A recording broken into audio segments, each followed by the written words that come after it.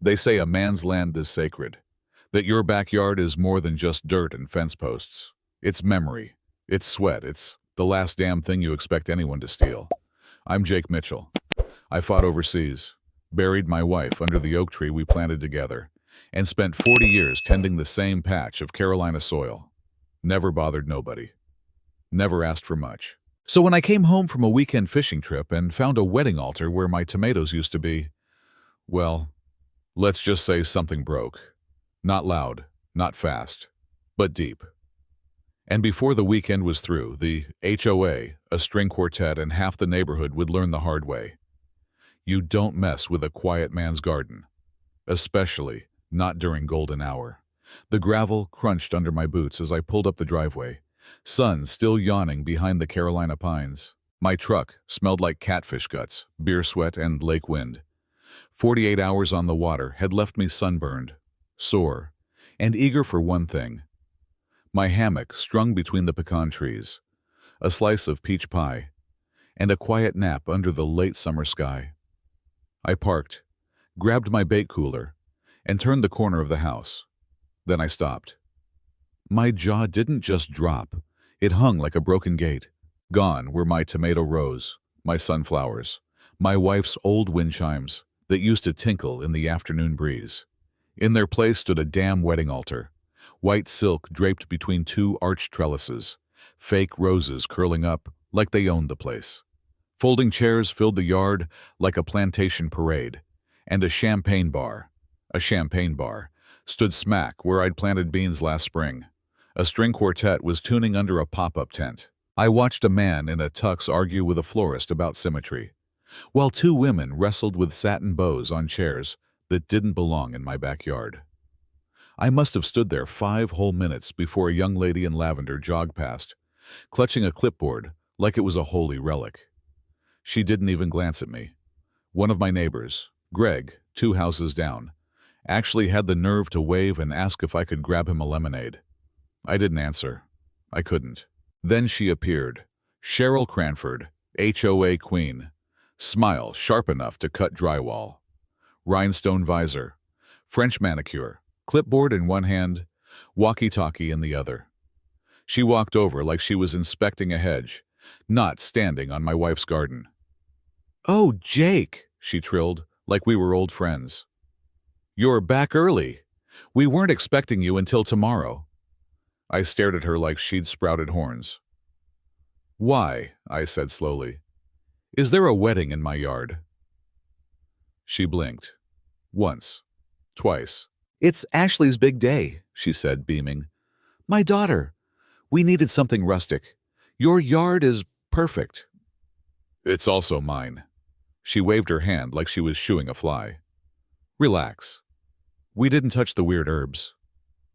I looked past her, at the altar, at the beer coolers, at my ruined garden. "This isn't a public park," I said, low and even. She smiled wider. "Oh, but it kind of is. The HOA charter has a clause, communal space use for special events. Easement privilege." "Easement my ass," I muttered. That smile never dropped. "Golden hour hits your oak tree just right. The photographer's thrilled. Just stay out of the frame, okay?" I didn't remember walking away, but somehow I ended up on the porch, bourbon in hand, rage crawling up my spine like fire ants in August. This wasn't just disrespect. It was a declaration of war. And Cheryl? She had no idea who she had just invaded. That night, I couldn't sleep. I sat on my porch with a half-empty bottle and my boots still on, staring at what used to be my backyard, now a damn Pinterest board brought to life. Tents flapped in the breeze like they belonged here. Fairy lights flickered on my pecan tree, my tree. And through it all, laughter and clinking glasses floated up from people who couldn't be bothered to ask permission before building their dream day on top of my tomatoes. One guest asked if I was the gardener. Another handed me their valet ticket. Cheryl. She just called me the local character with a wink that made my skin crawl. That's when I heard my late wife's voice in my head. Not sweet, but stern. "You don't need to shout, you need to remind them whose land this is. Build a better fence. or invite better friends. I snuffed out my cigar, grabbed my truck keys, and drove. 15 minutes down Highway 9, past the closed-down gas station and the feed store with the Crooked Rooster sign, stood the Rusty Sprocket, a bar/grill/temple for people who didn't give a damn what their neighbors thought, and who'd never asked to use your backyard without at least bringing a six-pack first. Inside, the place was alive with engine grease and country metal. Veterans in denim vests, women with silver braids and biker rings, a guy named Tiny who could bench press a Buick. I walked in, nodded to the bartender, and said just loud enough, "I've got a backyard, and tomorrow morning there's gonna be a wedding on it. Problem is, it ain't my wedding." Heads turned, forks paused midair. A woman in a Sons of Anarchy tank leaned forward. "You want loud, funny, or unforgettable?" I smiled. "All three." They laughed like thunder. Tiny banged his beer on the counter. "We talking goat-level chaos, or more like pyrotechnics and screaming eagles?" "Not looking to break laws," I said. "Just spirits." A biker in a leather kilt raised his drink. "You've come to the right place." By the time I left, the plan was set. They'd arrive at 2 o'clock sharp. Leather, engines, and music. I supplied the sound system. They brought the noise. Nobody crossed into the ceremony space. But the ambience? Oh, the ambience would be unforgettable. Back home, I looked out across the moonlit yard. The silk-draped altar glowed in the dark, surrounded by empty chairs like ghosts waiting to be seated. Tomorrow, Cheryl's picture-perfect fantasy was going to meet reality. And reality wore steel-toed boots. It started with a low rumble at exactly 2 o'clock. Not thunder. Engines. The guests turned first. Confused murmurs rippled through the yard. Champagne glasses trembled. Cheryl's eyes narrowed. That clipboard of hers still clutched like a priest holding a Bible during an exorcism. Then they came. 12 Harley-Davidsons, side by side, tires kissing the edge of my gravel lot. Each one gleamed like a middle finger to HOA guidelines. Leather vests, bandanas, sunglasses, patched jackets, and one guy who brought a goat in a custom-made sidecar with a helmet on its head. The goat bleated once, loudly. Cue the first speaker. It wasn't music that blasted through my shed-mounted speakers. It was screaming goats. Dozens of clips, layered, looped, orchestrated like an avant-garde protest opera. The flower girl screamed and dropped her basket. The violinist threw her bow. Cheryl shrieked like someone had just set fire to her pearls. And then the choir started. Big Mike, all 6'6" of him, stepped forward with a mic and a smirk. What followed was the metal rendition of Here Comes the Bride. No one had asked for, but everyone would remember.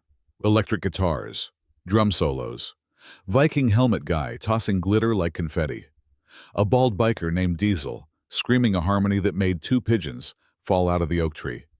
Then came the sheriff. Blue lights, calm boots crunching on gravel. "Afternoon, Jake," he said, nodding like he was just dropping off cookies. "Got a complaint about noise?" "Just a community event," I said. He looked around, the chaos, the goats, Cheryl hyperventilating behind the altar. Then he nodded again. "Looks about right." Cheryl charged like a ruffled turkey. "He's violating multiple HOA clauses. Noise ordinances, guest limits. This is harassment." I didn't flinch. Just handed the sheriff a folder. My deed, dated 1973. "This land's been mine since before Pine Valley existed. Not part of the HOA. Never was." The sheriff flipped through. "Well, I'll be damned." Cheryl's face paled. But the easement clause." "There's no easement," I cut in.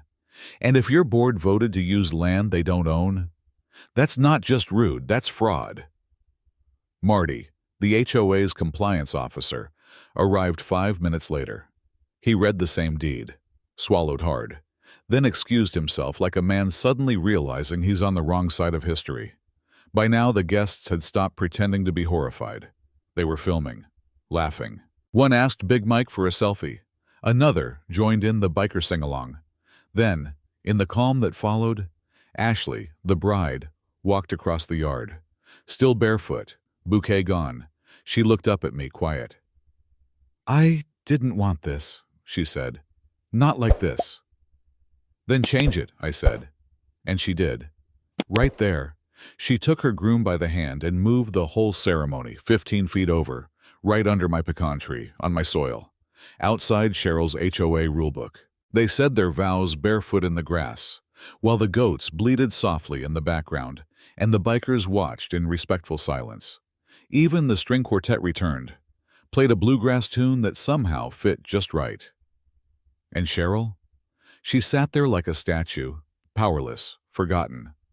By sundown, she'd be gone. But me? I'd never felt more rooted.